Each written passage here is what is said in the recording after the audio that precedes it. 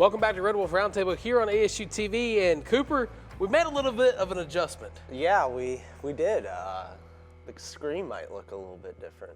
Yeah, I mean, it looks nice. Mr. Dustin Sullivan was the one that kind of put it together and got it working for us here at Red Wolf Roundtable. But, you know, there's a little bit of breaking news that I feel like we have to talk about first, and everybody can see it on the screen, so let's go ahead and address the elephant in the room. Jeff Purinton's gone.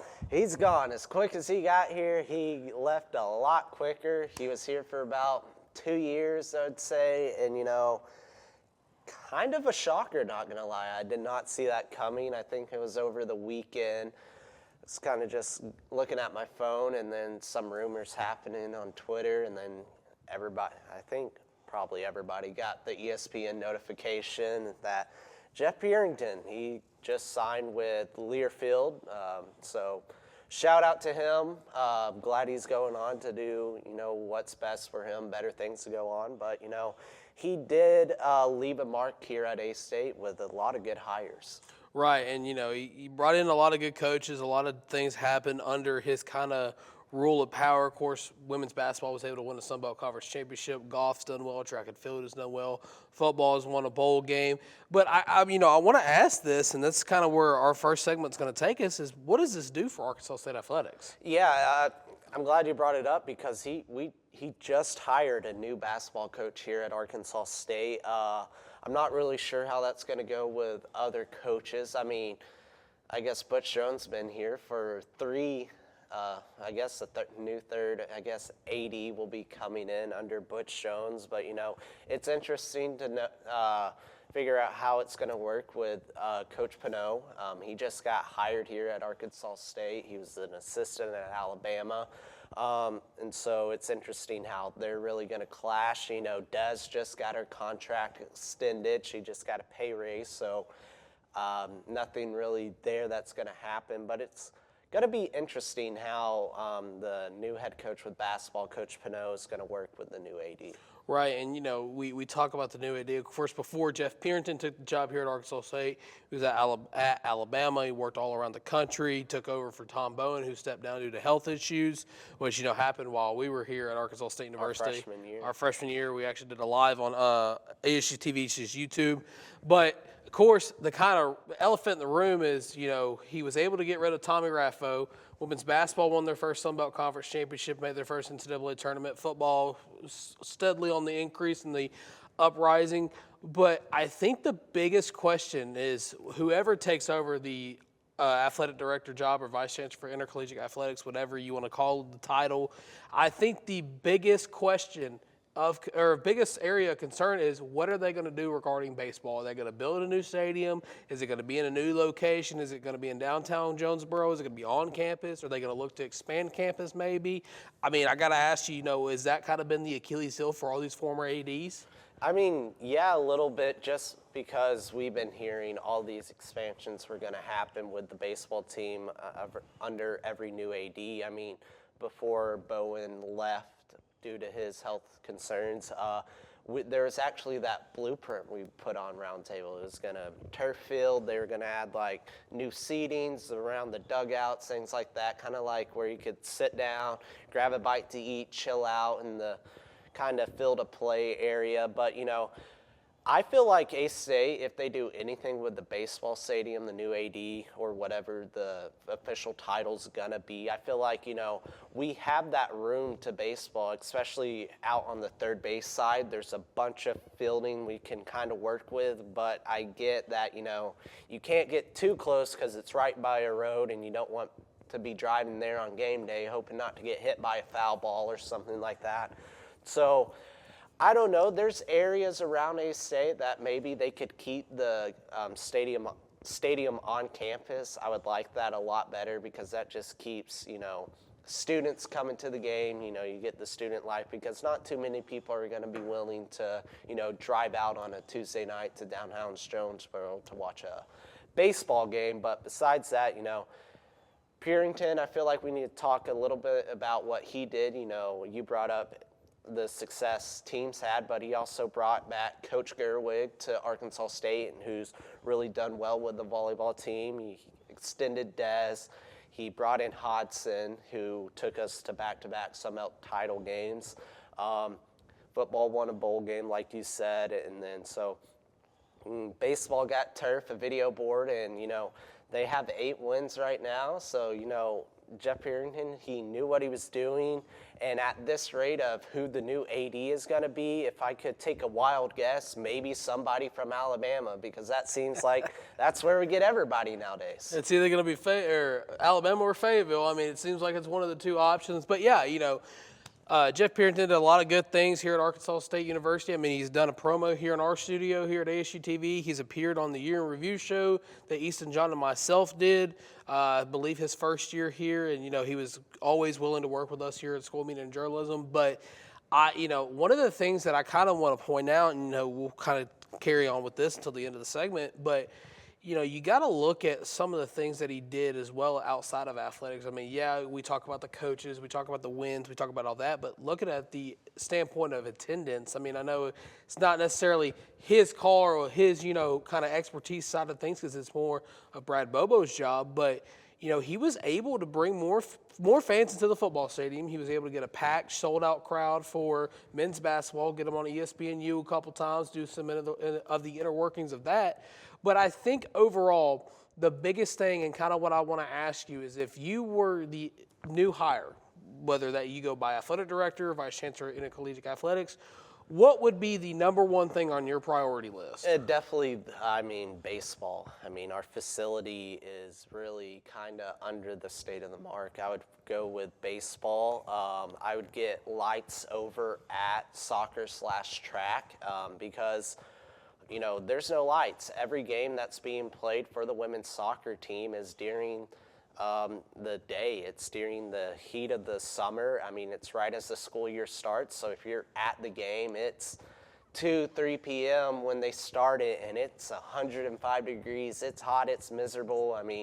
Not only is that a concern for players getting dehydrated and getting hurt, but, we've had fans at the game who actually, passed out due to the heat. So, getting lights to there at soccer will allow us to have more night games. It would allow track to host the Sunbelt outdoor conference tournament there. ULM's been able to host it. There's no reason Arkansas State can't host it. We win almost every single year the Sunbelt with track, indoor, outdoor. So it's about time we get, some lights over there so we can have more big events over at the soccer complex and track and field, who's been winning a lot. They need to be able to have events there that aren't, due to time constraints, because there's been times they're having to crunch in events because the sun's going down.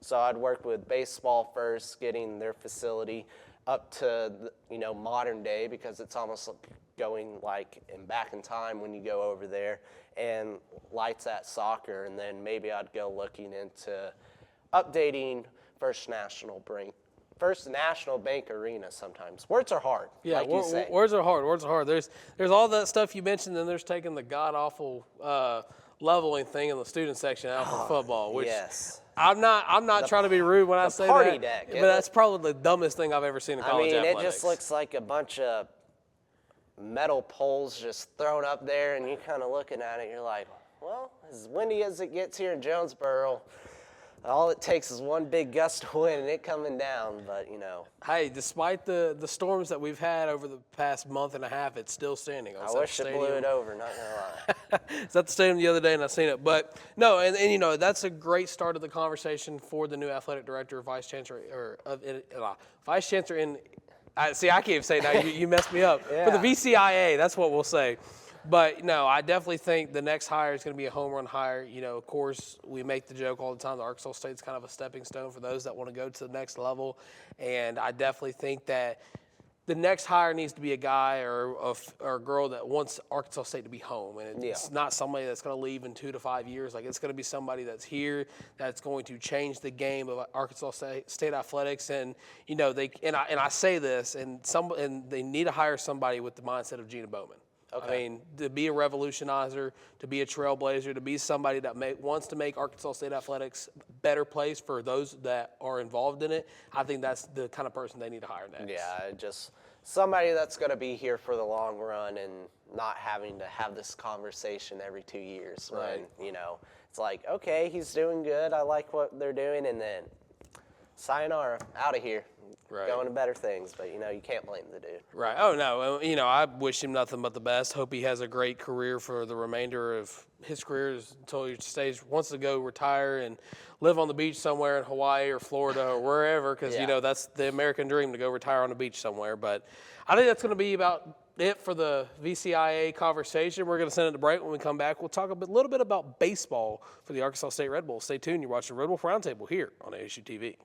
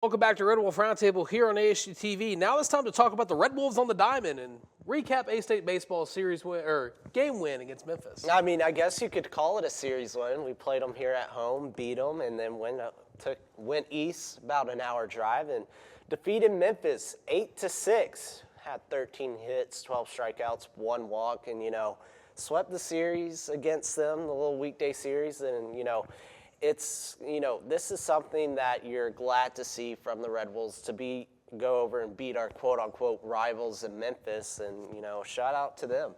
Yeah, and, definitely a good midweek tune-up game before you come home to face a Sun Belt opponent in a 3-game weekend series. I mean, there's not much more you could say about that program. I mean, because Memphis, they've been on the kind of the uphill battle. I mean, they've lost coaches, they've gained coaches, and, of course, Memphis Athletics is, one that has had a historical run in the past, and now they're trying to recapture that glory in basketball and stuff like that. And, I don't want to speak ill will on the University of Memphis because they've been nothing but nice to us. We've got a great friend over there named Jake Brewer who's fixing to graduate in the sports administration side of things. But, I definitely think this game is kind of the win the Red Wolves needed. I mean, of course, they've been battling. They've been playing better than they have in recent years under Tommy Raffo, now Mike Silva.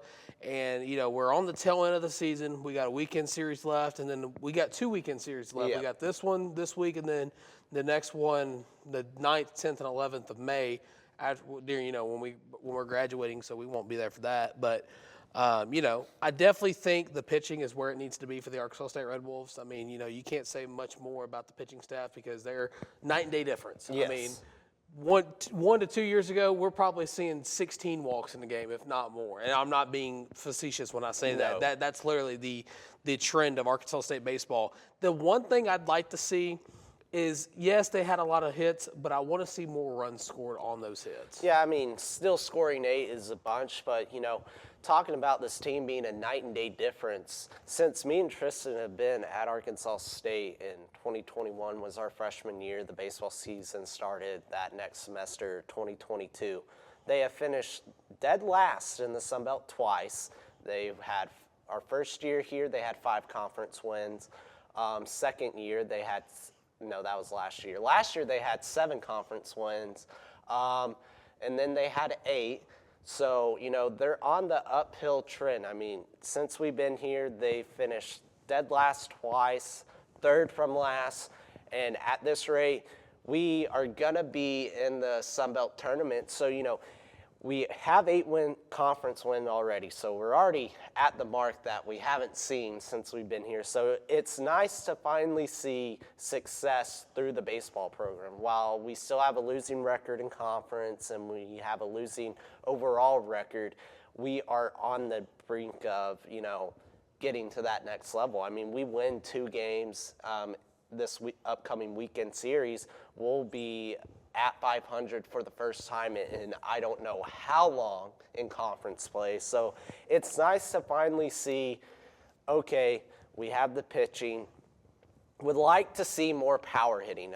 We have situational hitting where we can get on base when we need to. Like, I know we had a grand slam, and then from Eansgov this couple weekends ago, Drake Anderson had a home run right after him, so it was good to see some pop from that lineup. But, power hitting's not where it needs to be. I know we have guys that are able to get on base consistently, draw walks, but I would like to see, instead of playing that little small ball lineup, have some hitters who can come into the game and really break it open and, not having to rely on it being close and rely on our pitching staff, which I'm glad we're able to rely on. But, it's only a matter of just years. I mean, next year is going to be a big time difference because the entire staff is first year, just everybody's new, and we're on the uphill trend. We got the turf, we got the video board, and now we just have to bring in the wins, and we got to bring in the fans to the Tom.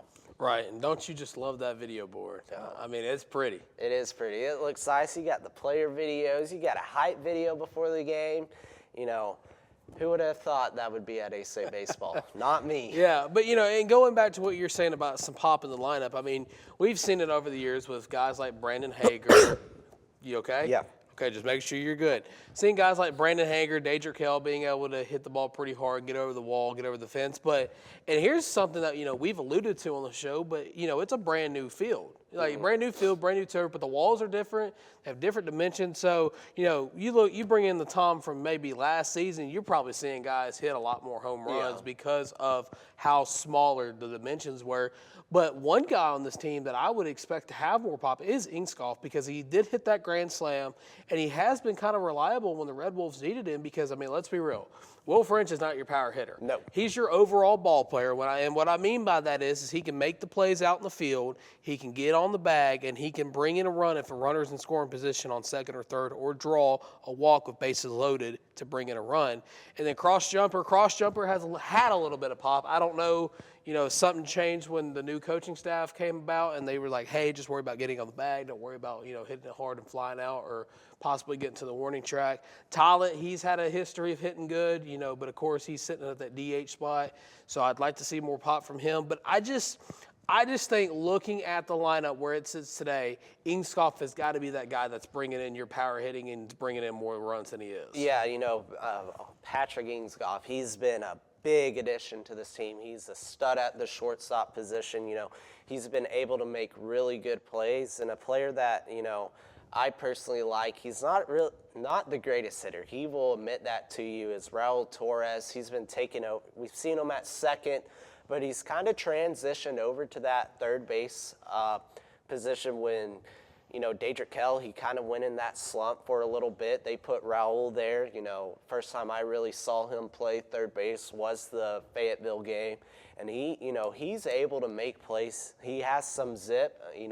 He did play some pro ball back in his country. And so, but, it was funny, talking to Raul before the season. We're doing video shoots with him, and, Peyton Burr, he was like, hey, I want you to, hold this bat, do something with it. He said, holding a bat? Are you sure about that? Are you sure you want me holding a bat? He knows he's not where he needs to be batting-wise, but he's a stud on the infield. So it's good to see that. And also, speaking of Daedric Kell, it looked like last night he's kind of crawling out of that slump. He had a couple base hits, back to kind of where we know Daedric Kell, where we've seen him, where he's able to make big plays batting. So it's good to see, Kell's coming back, but it's also good to see that these new guys that are being brought in being able to get insert into the lineup like Eanes Goff, like Drake Anderson, and Raul Torres. Right, and a guy that we haven't talked about yet, and someone I've brought on the show before, just mentioned him, is Ashton Quiller. Yes, I mean, he's a he's stud. about as quick as a hiccup, and I tell you what, he gets a little bit more mustard on that swing. You're probably looking at a Sun Belt Player of the Year in Quiller if he stays at Arkansas State, because he's got the intangibles. I mean, he's got the speed. Now his stance may be a little questionable. A lot of people don't like his stance, but I tell you what, like I said, if he gets a little bit of more mustard on that bat, and to quote a famous TikToker that I enjoy watching, it's gonna be money, dude. There's my camera. It's gonna be money, dude.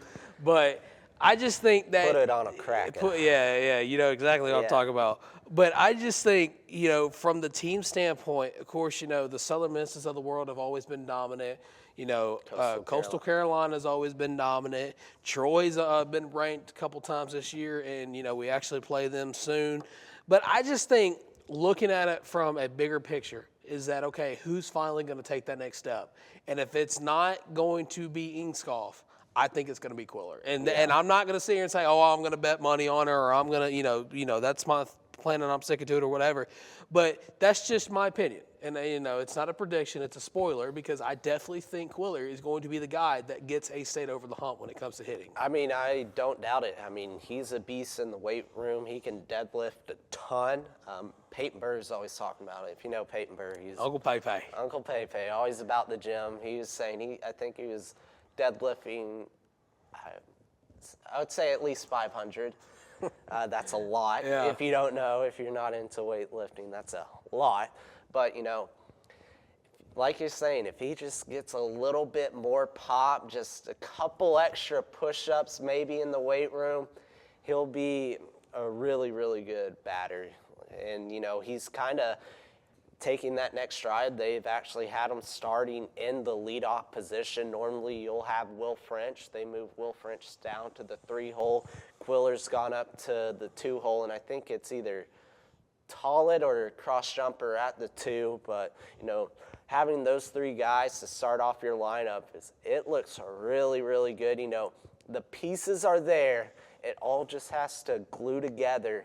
And then, the winning will come to A-State baseball. Right. Season's almost going to be over, and then they go 3 on. more series left. And you go on to play the Sun Belt Conference Tournament. But, I'm excited to see how baseball finishes their season. And, I think that'll do it for our baseball talk, going off the diamond. And, hey, the spring game's right around the corner. We're going to talk about it when we come back right here on Red Wolf Roundtable. Where else but on ASU-TV? Stick around.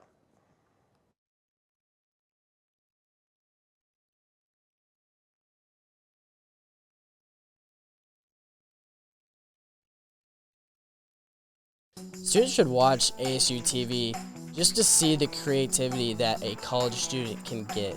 The creativity that some of these students have is truly amazing.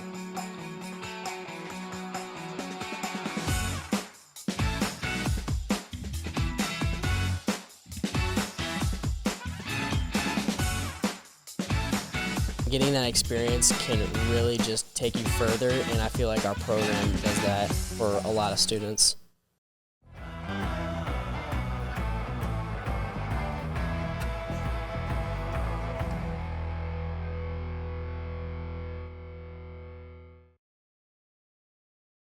Back to Red Wolf Roundtable here on ASU-TV. Now it's time to talk about some spring football. Yeah, I mean, just as quick as the football season comes and goes, it's always right around the corner. And the spring games this Saturday, and, the spring games, I mean, all over college football is not what they used to be. It used to be, it's going to be a scrimmage. It's going to be whatever your team colors are. For us, the scarlet and black game.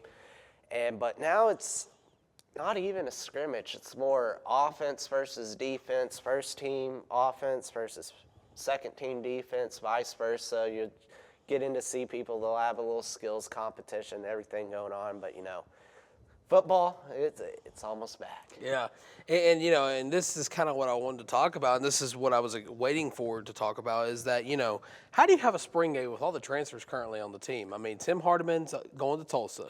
McKeelan Thomas is in the portal currently. He's been taking visits. I mean, Corey Rucker's back. You're losing Courtney Jackson. There's a lot of pieces from last season that helped get victories that are no longer on the team anymore. But I guess the question lies is, how do you have a spring game with this many transfers? I mean, you just got to go out there. If you have a quarterback and you have a wide receiver, I would guess you have it right there. But, this team, while a lot of players have been transferring out, but they've been quiet. There really hasn't been, this buzz around them. This time last year, we're like, okay, we're going to see Rayner in year 2 being able to start off the season as QB1. How's he going to do?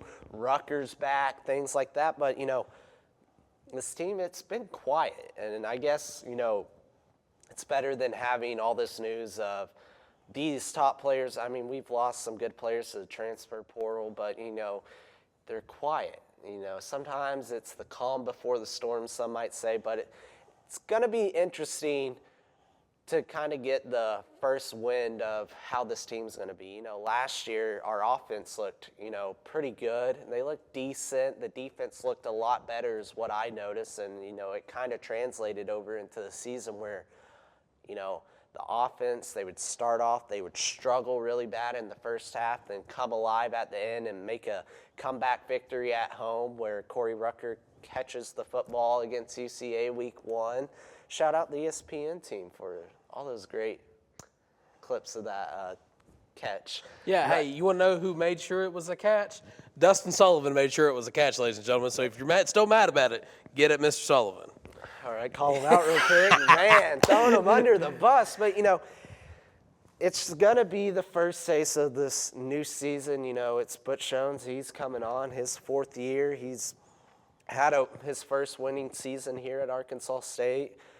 Won a bowl game against Bowling Green. So, it's time for football, and, this season's going to be a gauntlet for them. Yeah, of course. I mean, you brought up the storyline of Rayner year 3. Of course, year 2 did not go the way a lot of people thought. Corey Rucker's got one more year. He's the all-time receiving yards leader in Arkansas State football history. Definitely think once he's done and he leaves Arkansas State, that number 7 should be retired between the damage of Omar Bayless and Corey Rucker. That's just my thought. We can talk about that more later. But the biggest question for me right now, where the football team lies, is what's the status of Cedric Hawkins after tearing his ACL last year? And who's going to be the guy that steps up big outside of your skilled position guys? Because, of course, we had Jacob Byer as a center once he came back from his knee injury.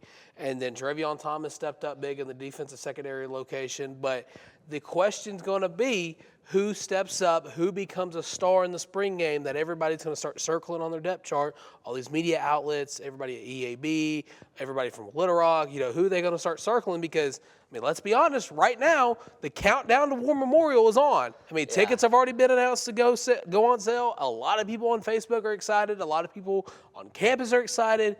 The countdown to the Roast of the Piggies is on. It is on. It's going to be one of the biggest games just in Arkansas, the state of whole. It's the first time these two teams will be ever playing in the history of football, which, it's kind of surprising, but, there's a story behind that, which, that's why a bunch of A-State fans, I won't get into the story of why these two teams never played, but some person over in Fayetteville thought we have Walmart money and Tyson chicken, whatever, screw them.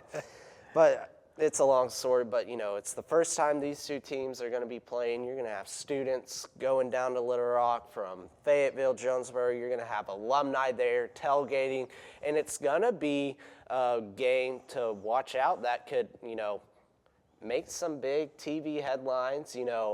ASU-TV might be doing something there. Some might say. Hey. It's in the works. And, these two faces that are graduating might be headed up to Little Rock, Arkansas that game to, relive the glory days. Hey, you know what they say, your glory days are never over. You're only as old as you feel. Yeah, exactly. But, you're losing a big piece on defense with Jacob Parks. He stepped up big. Yep. And, he came up big in games where he was, last guy. He's punching out the ball, getting a fumble. It's going to be interesting to see how they fill that position. And then you have Websley Etienne, he transferred out. He was, starting to have a breakout year last year. That's where he started to shine, and I was hoping that he would have stayed here so we could have seen him really have his second year under the belt. He didn't play his freshman year at all, really. I mean, he came in at Oklahoma, but everybody played at Oklahoma.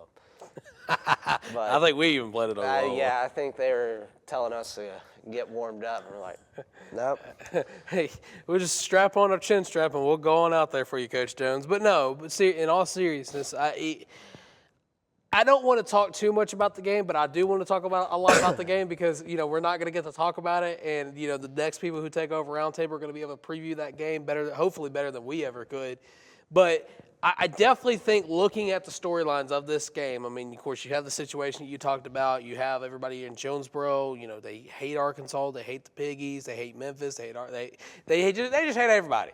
And again, I just don't want to go too much into the game because we're a long ways away from kickoff and we're a long ways away from the season and the preseason or whatever because we're just in spring.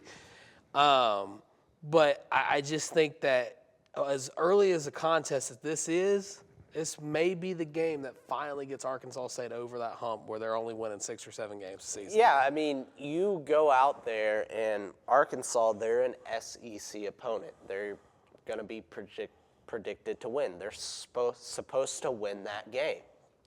But there's been times that team up in Fayetteville, they come down to Little Rock to the 501 to play, and a team from the Sun Belt, they're ranked 4. A team called ULM, the Warhawks, goes into Fayetteville. I knew he was going to talk about it. Number 4 ranked Razorbacks at the time, and then Arkansas State went on to play that ULM team that year and beat the crap out of them. I mean, I've seen a team called Toledo go down there and beat them and upset the SEC team of Arkansas, and A-State went on to play Toledo that year and beat the crap out of them. I mean, I've seen teams, they go down there and give that team a run for their money. So, why not the Red Wolves?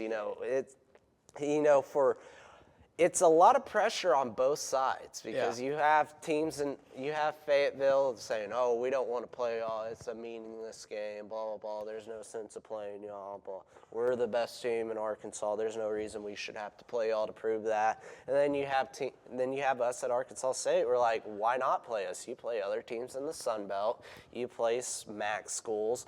We're an in-state school. Why not play us? We're a Division I team. Y'all like to go play and beat up on UAPB. How about play someone that will actually test your team?" Because the way the transfer portal is now, it's not like you're having just a bunch of 2 stars, maybe a 3 stars on Arkansas State. You're getting players that, they're not getting their shot at Purdue. They're not getting their shot over at, maybe Vanderbilt or these other bigger schools that, they're just not getting their shot because there's just so much talent ahead of them. You're getting 4 stars at Arkansas State now. You're going to get the matchup you want.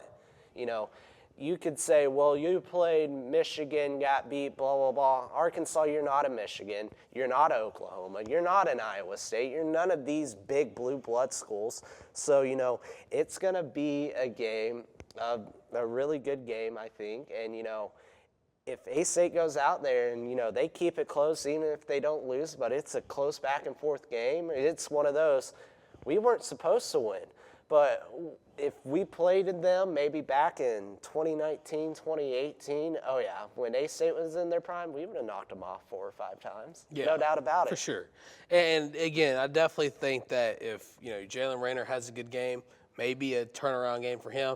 And the biggest thing about this game, it's at the beginning of the year. It's at the beginning of the year. There's not a lot of expectations. You can make a little bit of mistakes, but you can't make too many.